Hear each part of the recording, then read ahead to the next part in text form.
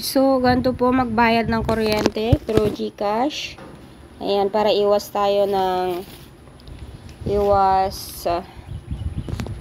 pila, iwas pamasahe, magbayad na lang tayo through online, ano. So, ayan, pupunta tayo sa bills. And then, piliin natin si electric utilities. Ito. Tapos, hanapin natin. So, dito sa amin ay Luwelco. Search ko na lang siya.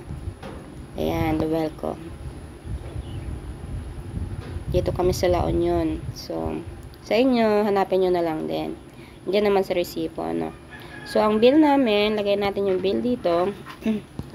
1,020.28. Tapos, makikita nyo dyan, you will be charged a service fee of 10 pesos. So, madadagdagan nyo ng 10 pesos mamaya. So, lagay natin yung account number.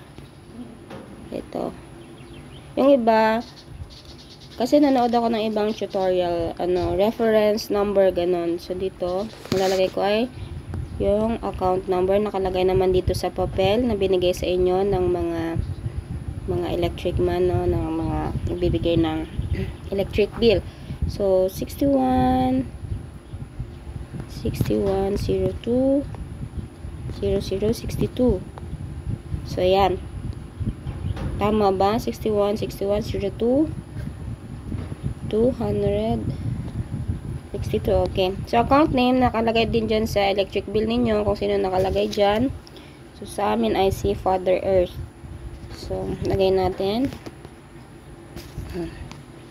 Nobleza Renato. Shout out sa'yo. Father Earth. Ayan. Ayan. So, lagay din natin ang email natin. Kasi dyan magsisend si GCash ng confirmation or resibo na nagbayad tayo. Okay? Okay na yan. And then, next natin. Ayan na nga. Confirmation. Confirm lang natin. So, nadagdagan siya. Kasi 120 lang yan, diba kanina? So, meron tayong service fee na 10 pesos. Okay na yun. Kaysa mamasahe ka papunta doon.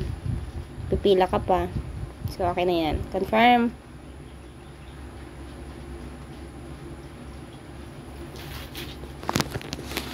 Medyo matagal ang processing. Okay. So, ayan. Payment received. Na-receive na ni Luwelco ang ating bayad. So, ayan.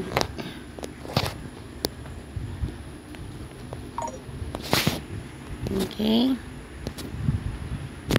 So, tignan muna natin yung yung sa email ko kung may nag-email doon.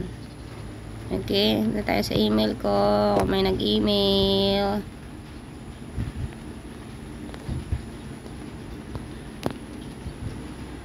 So, ayan. Meron nga. So, ayan na.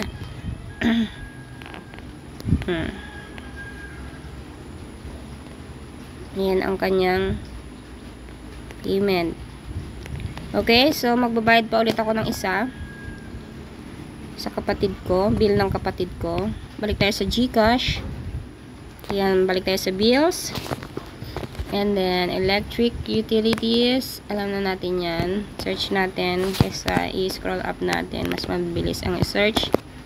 And then, ulit, ang bill ng kapatid ko is, tignan natin. Nasaan na? 308.96. Okay. Enter account number. Account number 20. Ay, hindi yan. Mali. 6102 1272. And then, enter account number. Si Father Earth ko rin. Rin na to. And then, email ad sa akin pa rin.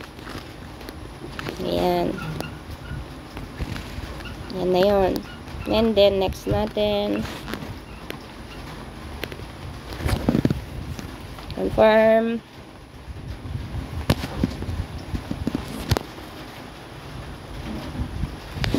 processing. Matagal ang processing niya. Okay. Ayan na.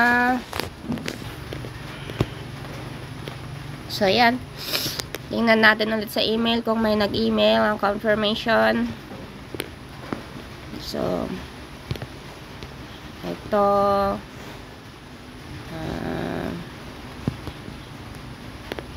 Ito. So, ayan na.